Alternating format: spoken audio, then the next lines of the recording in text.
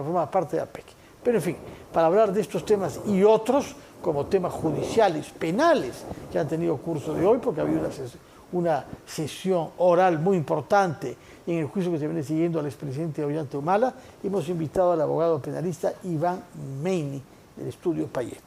Señor Meini, muy buenas noches, gracias por estar en RPP. Muy buenas noches, Juan Fernando, gracias por la invitación. De los temas mencionados en la conferencia de prensa, quiero oírlo respecto del fuero militar policial. ¿Qué dicen nuestros códigos respecto de la aplicación, del uso que debe darse al fuero militar policial en tanto que en jurisdicción diferenciada de la justicia ordinaria? Bueno, la Constitución establece efectivamente que hay un fuero militar policial, pero el propio Código Penal Militar Policial establece que las autoridades que trabajan ahí solo pueden conocer delitos de función. Y es el propio Código Militar Policial, en el artículo 2 de su título preliminar, el que establece claramente la definición y los requisitos de un delito de función, y me permito leerlo. Es delito de función toda conducta ilícita cometida por un militar o policía en situación de actividad, en acto del servicio o con ocasión de él, y que atenta contra bienes jurídicos vinculados con la existencia, organización, operatividad o funciones de las Fuerzas Armadas o Policía Nacional. Un delito de desobediencia, por ejemplo, de un subalterno a una autoridad militar. Cuando un efectivo de la policía o un efectivo militar, haciendo uso incluso reglamentario de ese arma de fuego, causa la muerte o lesiones graves a una persona, eso no deja de ser un homicidio o unas lesiones. Digamos, un presunto homicidio o unas presuntas lesiones que tendrá que investigarse como tales. No es un delito de función. Por tanto, esta iniciativa que pretende de alguna manera, digamos, proteger a los policías bajo la lógica de que los fiscales comunes no logran entender la problemática del uso de las fuerzas armadas, reglamentarias, cuando causan los miembros de las fuerzas del orden lesiones o muertes, eso no justificaría que se le dé legitimidad al fuero militar policial para juzgar delitos comunes. Ciertamente el problema de fondo es por qué cuando un policía o un militar en actividad, en el estricto cumplimiento de sus deberes y haciendo uso reglamentario del arma de fuego, tiene que causar una muerte, una lesión, por ejemplo, en un caso de legítima defensa o combatiendo una banda criminal, ¿por qué los fiscales no son un poco más cautos y protegen un poco también a ese efectivo policial, evitando, por ejemplo... ¿Es verdad que no lo hacen? En algunos casos... No, que se circulan en descrédito de la Fiscalía. En algunos casos hemos visto cómo efectivos del orden tienen que estar purgando una prisión preventiva mientras dura la investigación, cuando todos los indicios sugieren que ha sido un acto en cumplimiento del deber. El tema es, a partir de esos casos, no se debería quebrar lo que establece el Código Militar Policial. El problema de fondo podría solventarse si es que además se hace caso a lo que ya dice el Código Penal, artículo 20, numeral 11. Está exento de responsabilidad penal el miembro de las Fuerzas Armadas o Policía Nacional del Perú que en el cumplimiento de su función y haciendo uso reglamentario del arma de fuego causa muertes o lesiones. Ya el Código Penal común contempla una eximente expresa para esos casos. Lo que hay que hacer es exigir que se cumpla. Y en buena cuenta lo que está pasando es que se parte de la premisa de que los fiscales no son competentes y es por eso que se cambia de fuero. Sí, pero ese es un discurso que en realidad no es ni empíricamente demostrable ni teóricamente solvente, porque... digamos, la misma lógica podría ser exigida por los médicos. ¿Por qué los médicos no requieren un tribunal de médicos para saber cuándo hay una negligencia médica en una operación? ¿Por qué los contadores, o por qué no los abogados, o los periodistas no son juzgados por su propio gremio? Y los públicos, ¿no? Efectivamente. Entonces, también una de las garantías de la Administración de Justicia, al menos del fuero común, es que se trata de abogados formados en Derecho, jueces y fiscales que pueden aproximarse al caso concreto con cierta objetividad. Ahora, ¿quién nombra a los miembros de un tribunal militar policial? Eso, en tanto miembros son oficiales de las Fuerzas Armadas o de la Policía Nacional que tienen formación jurídica y, por tanto, dependen también del propio fuero castrense, o sea, de las propias autoridades. Y van a tener que juzgar a sus colegas, eventualmente a sus jefes. Sí, pero eso normalmente ha existido. O sea, la Constitución... Existía. Existía. por alguna razón es que se dejó de usar, ¿no? Pero en la Constitución vigente del 93 se estableció que así como hay un fuero común y un fuero arbitral, hay también una jurisdicción militar policial. Pero esa, en todo caso, debe utilizarse de manera excepcional para los delitos que el propio Código Militar Policial establece, que son delitos de función. Eso podría ser admisible, pero ampliar la competencia del fuero militar policial para otros delitos comunes.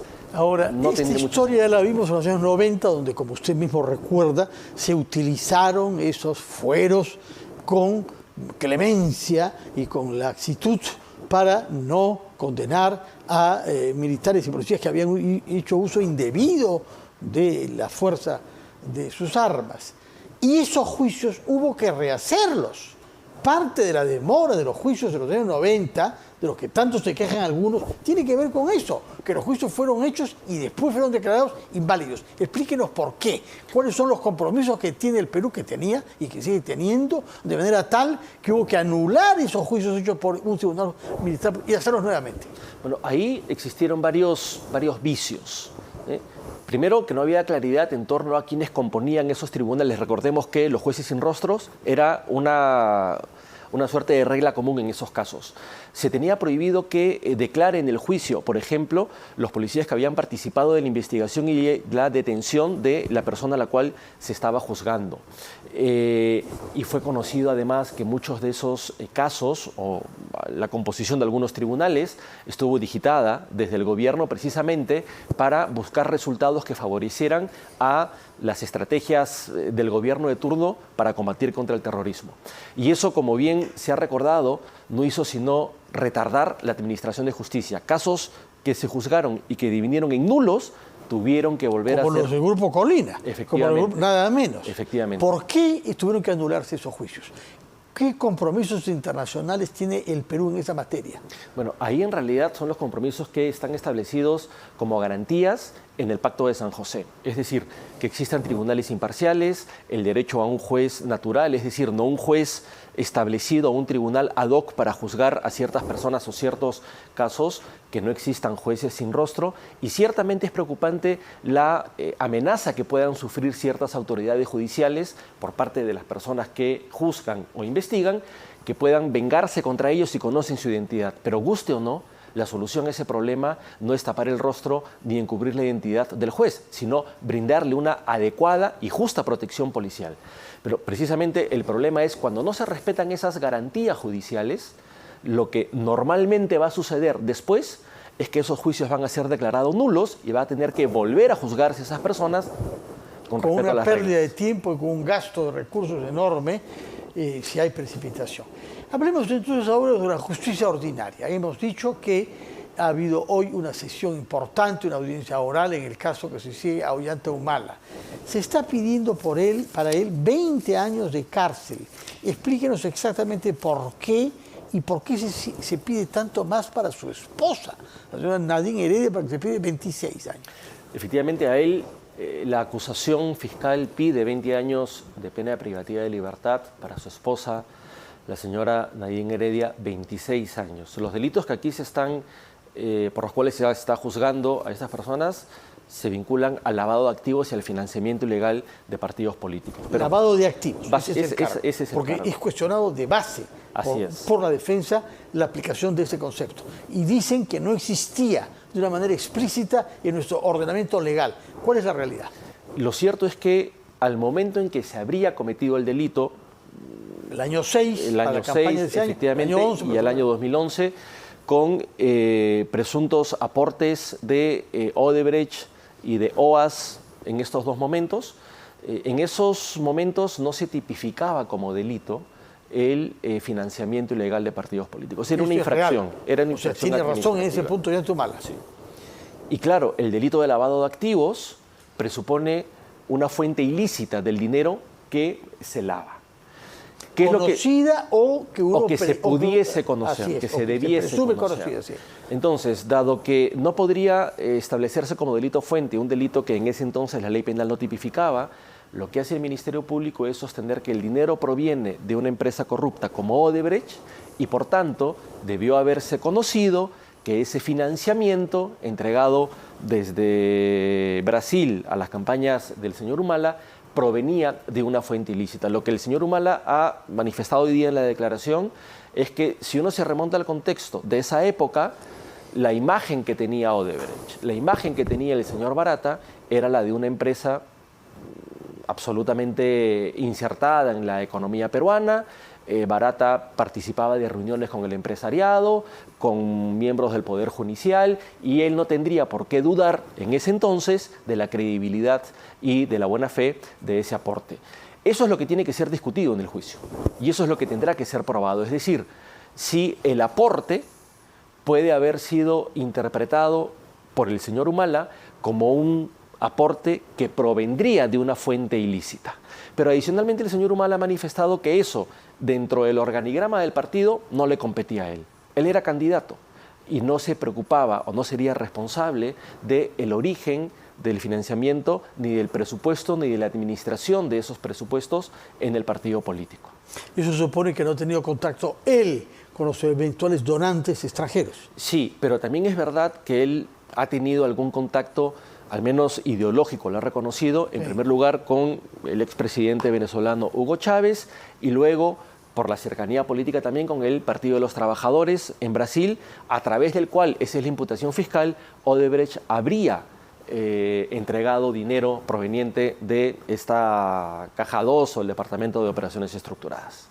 De acuerdo. Por otra parte, un hecho importante en la audiencia de hoy es la declaración de la señora Rocío Calderón, una amiga, o por entonces amiga de la esposa del señor Humala, Nadine Heredia, quien habría declarado que Nadine Heredia, quien ha declarado en el proceso hoy, le pidió que abra una cuenta bancaria para que ella pudiese recibir, sin despertar sospechas, dineros, y creo que hubo hasta tres donaciones del extranjero.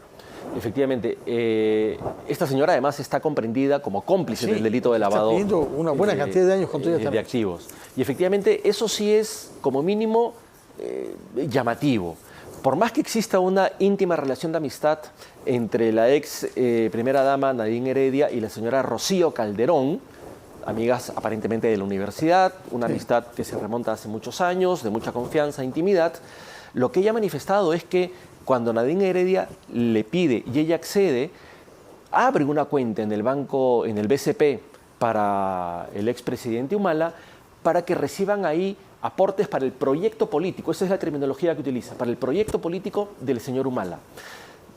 Esto en realidad, por más que haya, o que presente esta actitud de ella como de buena fe y como un favor a una amiga, no deja de ser llamativa, porque abrir una cuenta en el sistema financiero para un personaje expuesto políticamente, como el expresidente Humala, cuando además se reciben financiamientos del extranjero por montos no menores, ahí como mínimo lo que el derecho vigente en el Perú sugiere es que debe activarse lo que se conoce como el principio de prudencia o de precaución. No puedo confiarme ciegamente en lo que una persona, por más amiga mía que sea, me diga. Tengo ciertos deberes impuestos además por el tráfico jurídico mercantil y el sistema financiero de cotejar el origen de esos bienes, a dónde van a ser destinados, si incluso una persona abre esa cuenta bancaria, como ha sido el caso de la señora Calderón. Rocío Calderón.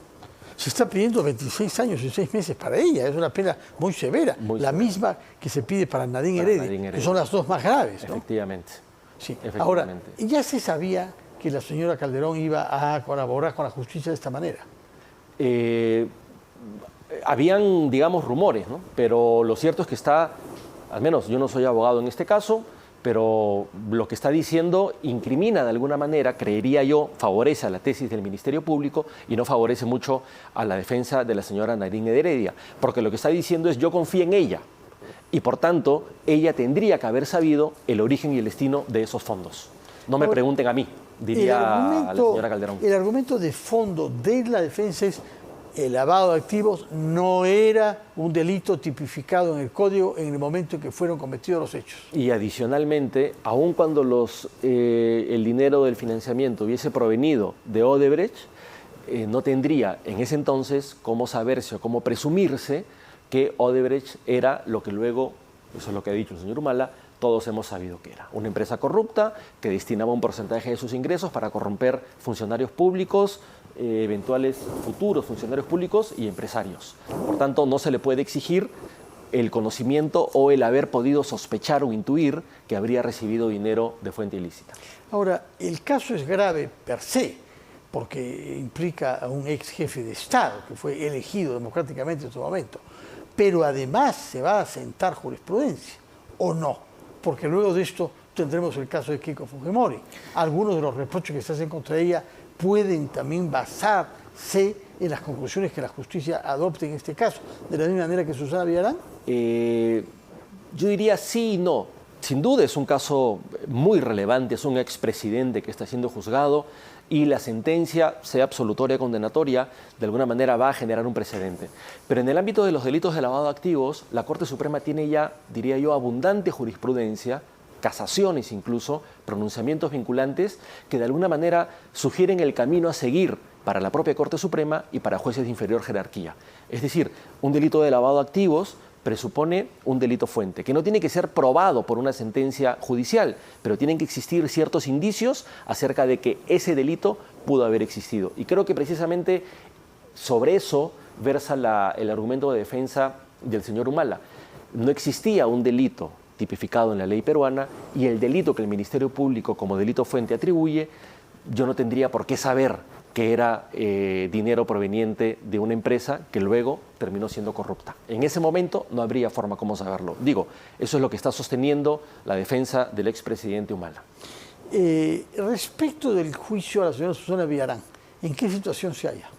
Bueno, ya se ha autorizado que inicie el juicio contra la señora Susana Villarán. O sea que el control de acusación, la etapa intermedia culminó. Efectivamente, el control de acusación ya terminó, la resolución está en algunos portales web, tiene más de 1960 páginas, es una resolución muy extensa y lo que ahora debe suceder es que por el sistema de turnos se elija al juzgado colegiado que tendrá que llevar a cabo el juicio oral contra Susana Villarán y otros. ¿Qué instancia que están también... es la de esos jueces? Es primera instancia. Porque ella no es una aforada como Efectivamente. Lo que pasa es que cuando el delito tiene una pena superior a 6 años en la ley, es juzgado por un juzgado colegiado de 3 personas, como sucedió con el expresidente Toledo, por ejemplo. Si el delito tiene una pena inferior, es juzgado en primera instancia por un juez único. Pero tanto el caso del expresidente Humala, sea cual sea la decisión de primera instancia, como el que se va a iniciar a la señora Villarán, van a terminar en la Corte Suprema.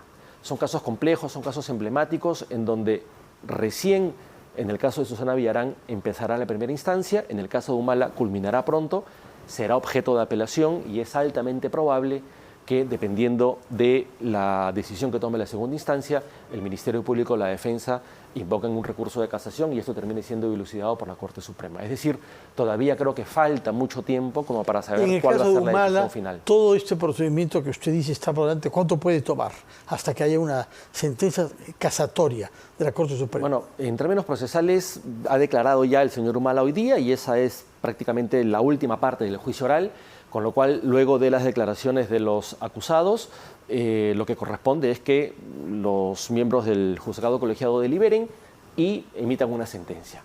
Una vez que eso sucede, hay un plazo para que las partes puedan impugnar recursos de apelación, y eso sube a la segunda instancia. Entonces, primero tendrá que agotarse la segunda instancia. Tendrá que hacerse un juicio de segunda instancia, que es mucho más breve, mucho más acotado que el de primera instancia, y la sentencia de segunda instancia, contra ella se puede interponer un recurso de casación dependiendo de las razones que las partes puedan invocar. ¿Cuánto puede demorar eso hasta que llegue a la Corte Suprema? En realidad puede demorar tal vez más de 1 año o año y medio. Pero quizá menos. Quizá menos, dependiendo de qué tan rápido o no se emita sentencia y cuánto demore la segunda instancia. Si la sentencia fuera de prisión efectiva, ¿a partir de qué momento se ejecuta si hay recursos de apelación o de casación? Por regla general, una sentencia condenatoria se ejecuta desde que se pronuncia.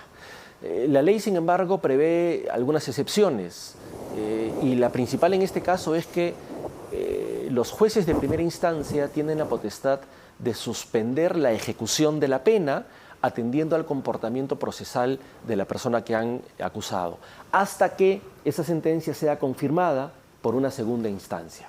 La segunda instancia es prisión efectiva, Así es, necesariamente así es. Independientemente de un recurso de casación. Así es, aun cuando se imponga recurso de casación, ya hay jurisprudencia que sostiene que ahí sí tiene que hacerse efectiva esa sentencia, porque el recurso de casación en realidad no es un recurso impugnatorio, es un recurso excepcional y la garantía de la doble instancia se cumple con eso, con la doble instancia. En el caso del juicio de la señora Susana Villarán, exalcaldesa de Lima, hay también varias otras personas implicadas.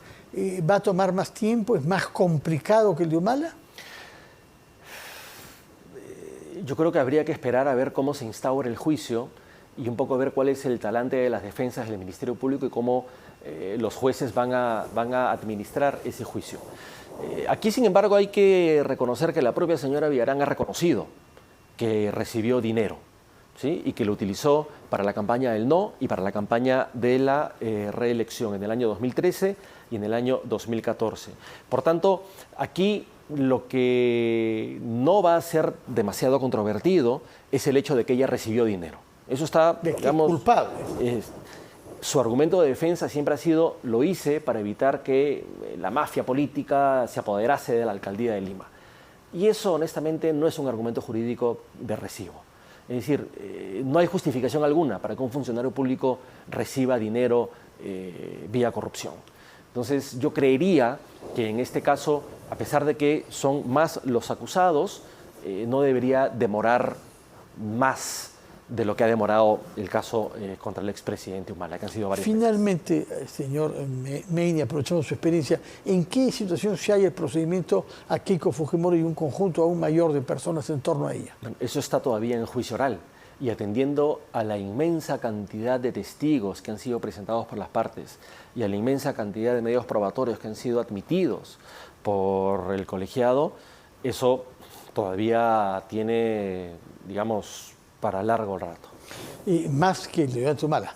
Sí, el de Ollanta Humala no debería durar mucho más porque ya están declarando los acusados y esa es la última parte en un juicio oral.